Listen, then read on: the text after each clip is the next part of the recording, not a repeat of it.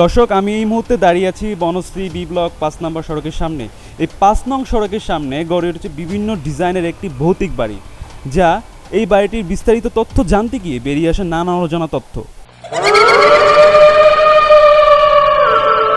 বাড়িটি নির্মাণ করতে ২০০ কোটি টাকা খরচ হলো কৌতূহলের শেষ নেই। যেখানে মানুষ বসবাস করার কথা থাকলেও বাস করছে না কেউ, মানুষের ধারণা রাজত্ব করছে ভূতেরা। হয়তো কোনো এক কাল্পনিক গল্প, যে কারণে ভূতের বাড়ি হিসাবে চিনে এলাকাবাসী। চলুন দর্শক, এই ভৌতিক বাড়ি সম্পর্কে বিস্তারিত জেনে আসি।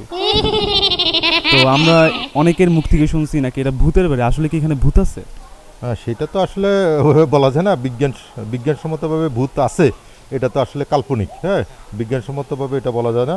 তবে এটা অনেকে সন্দেহ করে, অনেকে কল্পনা করে যে বাড়িতে কেউ যেহেতু বসবাস করে না, দীর্ঘদিন যেহেতু অবহেলিত অবস্থা পড়ে আছে, সেই হিসাবে এটাকে অনেকে ভূতের বাড়ি বলে, ভূতের বাড়ি হিসেবে চিহ্নিত।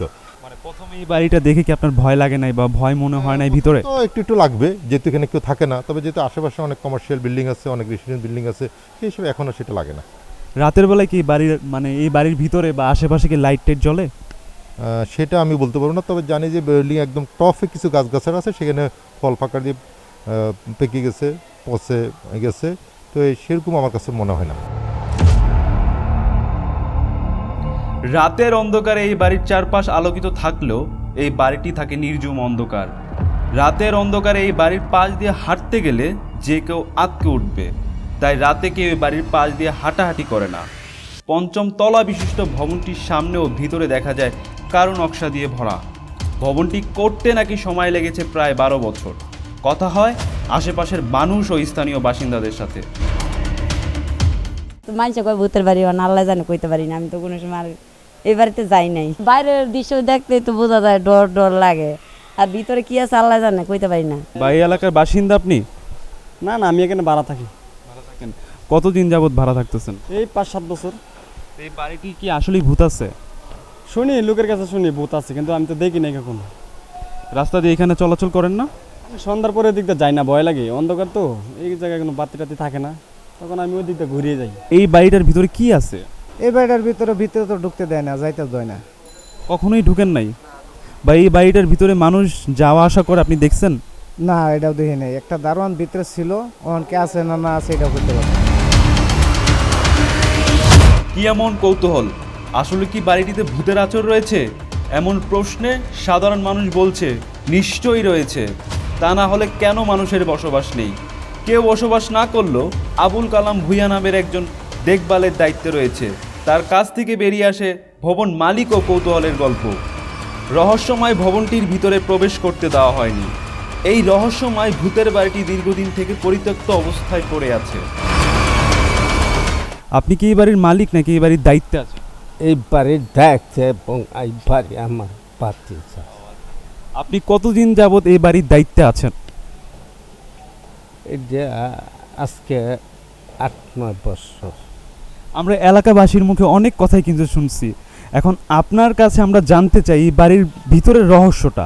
আপনি যেহেতু এই বাড়িতে থাকেন, বাস করেন, তো এই বাড়িতে কি চাচা আসলেই ভূত আছে নাকি সবাই কৌতূহল এই বাড়িটাকে নিয়ে? আসলে আপনার মুখ থেকে আজকে আমরা জানবো। এই যে মানুষে হিংসা বলে ভূতের বাড়ি, কথা বুঝছেন? এই বাড়ি করার মতন শক্তি বনশ্রী কেউ নাই, কথা বুঝছেন? এ আসিন রাজকের ইঞ্জিনিয়ার, আর এর বউ হইল আমেরিকান এমবিসির অ্যাম্বাসেডার। এ শখ করে বাড়ি করছে রাজকীয় বাড়ি, তবে কাম শেষ হয় নাই, কাম রয়েছে, বহুত কাম রয়েছে। ভিতরে প্রচুর কাম আছে বাকি নাকি? তো কাম রয়েছে এখন, কিন্তু কাম শেষ হয় নাই। এই বাড়িটি দিয়ে উনি কি বোঝাতে যাচ্ছে যে এই বাড়িতে মানুষ বাস করে না? কখনো কি বাস করবে না এই বাড়িতে মানুষ? হ্যাঁ, মানুষ বাস করবো। তো এরকম ডিজাইন হওয়ার কারণটা কি? শখ করে করছে। তাহলে ভাড়া দিচ্ছেন না যে? ভাড়া কামই কমপ্লিট হয় না। কমপ্লিট হলে কি ভাড়া দিবেন? ভাড়া কিছু দিব, কিছু থাকবো, নিজে থাকবো। তো এইখানে কি রাতের বেলা কোনো লাইট টাইট দেন না আপনারা? লাইট আছে, লাইট ভিতরে আছে, উপরে আছে। সবাই তো বলে ভূতের বাড়ি, তো আপনার কি একা থাকেন এই বাড়িটার মধ্যে? একা তা আপনার ভয় লাগে না একটু? না না আমার কোনো ভয় লাগে না। মানে এমনি বাড়িটা নির্জন, আপনার কি কখনো মনে হয়েছে যে বাড়িটাতে আসলে মনে হয় কিছু আছে বা এরকম? না বাড়িটা কিচ্ছু নাই, দুই থাকতো তে আমি একা থাকতাম। এটা মানুষের একটা মনের একটা মনের কথা, আর কিচ্ছু না।